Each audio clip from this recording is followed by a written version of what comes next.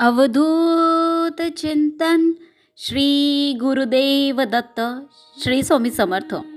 तुम्हा सगळ्यांचं ध्यास स्वामींचा या आपल्या चॅनलवर मनापासून खूप खूप स्वागत आहे.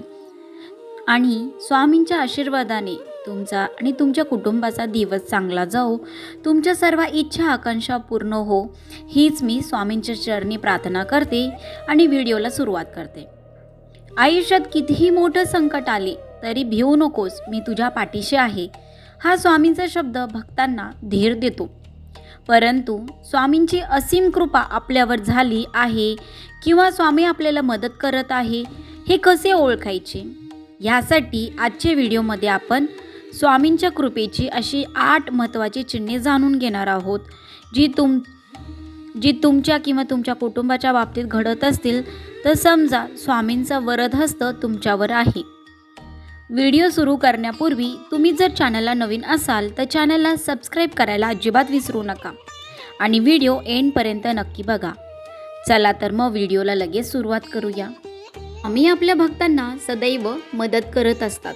कोणत्या ना कोणत्या रूपात स्वामींचं आपल्याला दर्शन होतं. कधी ते माणसांच्या रूपात होतं तर कधी कोणत्या एक आशीर्वादाने आपल्याला स्वामींचा आशीर्वाद नक्की प्राप्त होतो. आणि हे काय आहे, हे कशा प्रकारे आपल्यावर स्वामींचा वरदहस्त आहे हे कसं कळणार आहे, तर त्याप्रमाणे आपण बघूया.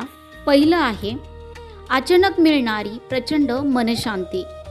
संकटाच्या किंवा कठीण काळातही तुमचे मन शांत राहणे, चिंता नष्ट होणे आणि आतून एक प्रकारचा सकारात्मक आत्मविश्वास जाणवणे, हे स्वामींच्या कृपेचे पहिले चिन्ह आहे.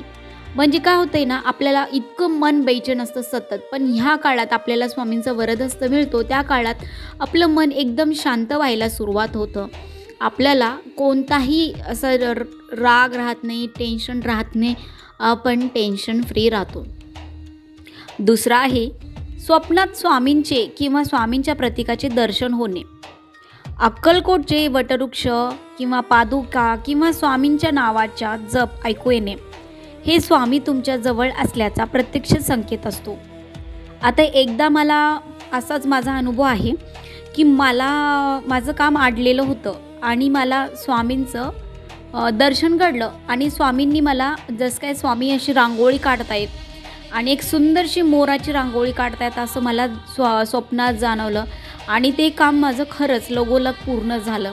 तर स्वामी खरंच आपल्याला पदोपदी आपल्याला त्यांचं अस्तित्व आपल्या आयुष्यात आहे, त्यांचं वरदहस्त आपल्यावर आहे हे जाणून देतात. तिसरं आहे कठीण प्रसंगात ऐनवेळी मदत मिळणे. संकटाच्या कठीण प्रसंगात आपल्याला मदत मिळते जेव्हा एखादे काम अगदी अंतिम टप्प्यात अडकते किंवा मोठे संकट येते, तेव्हा अनपेक्षितपणे एखादी व्यक्ती किंवा मार्ग समोर येतो. म्हणजे आपल्याला ना कोणत्या माणसांच्या म्हणजे अचानक कोणी अनोळखी जरी व्यक्ती असली तर त्या व्यक्तीच्या मदतीने आपलं काम पूर्ण होतं आणि किंवा मार्ग समोर येतो किंवा अडचण सुटते. चौथा आहे नामस्मरणात आणि सेवेत सतत आनंद वाटणे. स्वामींच्या तारक मंत्राचा जप करताना, स्वामी चरित्र सारामृत वाचताना किंवा आरती करताना डोळ्यातून आनंदराश्रू येणे किंवा अंगावर काटे येणे, म्हणजे एक माणसाला एक सुखद अनुभव येत असतो. आपण तारक मंत्र म्हणताना किंवा स्वामी चरित्र सारामृत वाचताना आपल्याला सतत असं छान आनंद वाटतो. ते वाचल्याच्या नंतर सतत आपल्याला प्रसन्न वाटायला लागतं.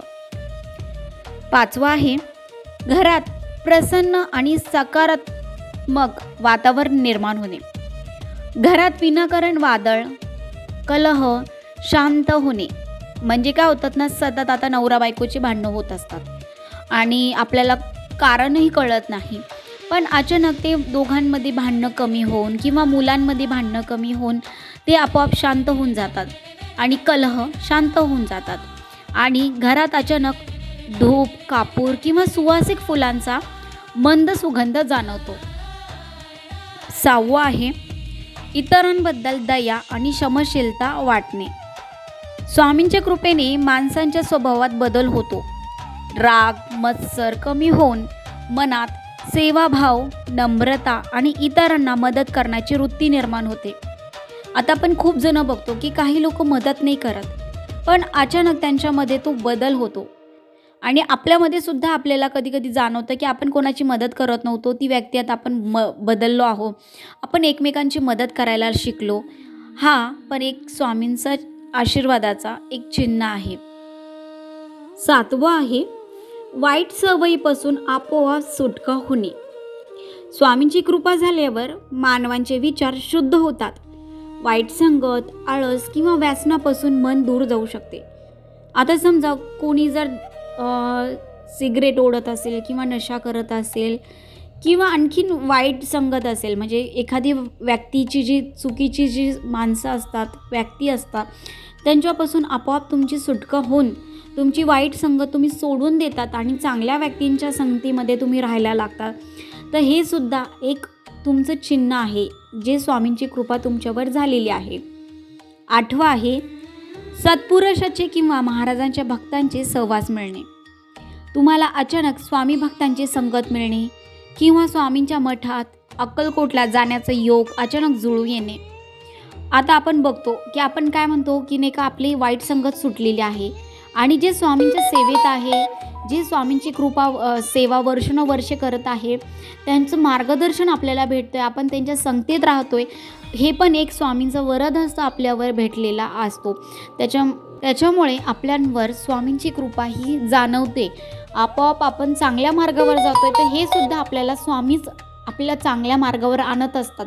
कारण की आपल्या भक्तांना ते वाईट वळणावर मार्गावर जाऊ देत नाहीत, आपल्याला ते सतत चांगला मार्ग दाखवतात.